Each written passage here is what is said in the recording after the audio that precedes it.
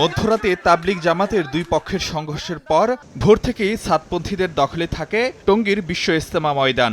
পরিস্থিতি নিয়ন্ত্রণে মোতায়েন করা হয় অতিরিক্ত পুলিশ, সেনাবাহিনী, বিজিবি, র্যাব। দুই পক্ষের উত্তেজনাকর পরিস্থিতির মধ্যে সকালে সচিবালয়ে স্বরাষ্ট্র মন্ত্রণালয়ের সভাকক্ষে সাতপন্থী ও জুবায়েরপন্থীদের সঙ্গে আলাদা বৈঠক করেন সরকারের কয়েকজন উপদেষ্টা। বৈঠক শেষে সাতপন্থী আলেমরা জানান, সরকারের পক্ষ থেকে সবাইকে মাঠ ছাড়ার নির্দেশনা দেওয়া হয়েছে। অনুসারীদের উস্কানিমূলক বক্তব্য থেকে বিরত থাকতে কড়া নির্দেশ দেন সাতপন্থী আলেমরা। সরকারের সিদ্ধান্তকে আমরা মেনে নিয়েছি।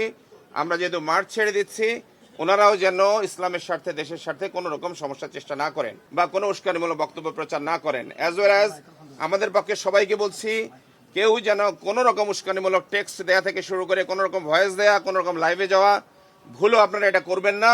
দেশ অনেক রকম অস্বস্তিকর অবস্থার মধ্যে পড়ছে, ইসলামের সুনাম নষ্ট হচ্ছে। আল্লাহর ওয়াস্তে এই কাজটা করা থেকে উভয় পক্ষ বিরত থাকবেন। কোন রকম উস্কানি ছাড়াই জুবায়েরপন্থীদের ওপর হামলা চালানো হয়েছে বলে অভিযোগ হেফাজত নেতা মামুনুল হকের।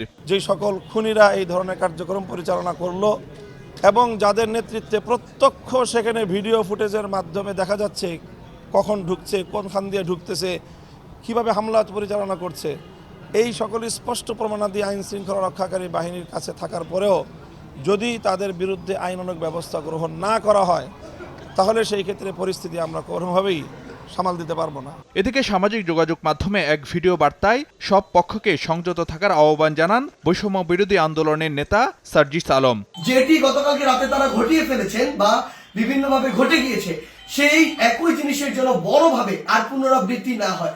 কাউকে না কাউকে আসলে এই পরিচয়টুকু দিতে হবে যে আপনি যে তাবলিগ দ্বীনের প্রচার, ইসলামকে ধারণ করেন, এবং এটার জন্য আমাদের এই রক্তারক্তিটি এড়াতে হবে। মঙ্গলবার রাতে বিশ্ব ইজতেমা ময়দানে তাবলিগের সাতপন্থী ও জুবায়েরপন্থীদের সংঘর্ষে অন্তত 2 জন নিহত হওয়ার খবর পাওয়া গেছে। ফারুক ভিয়া, রবিন, সময় সংবাদ, ঢাকা।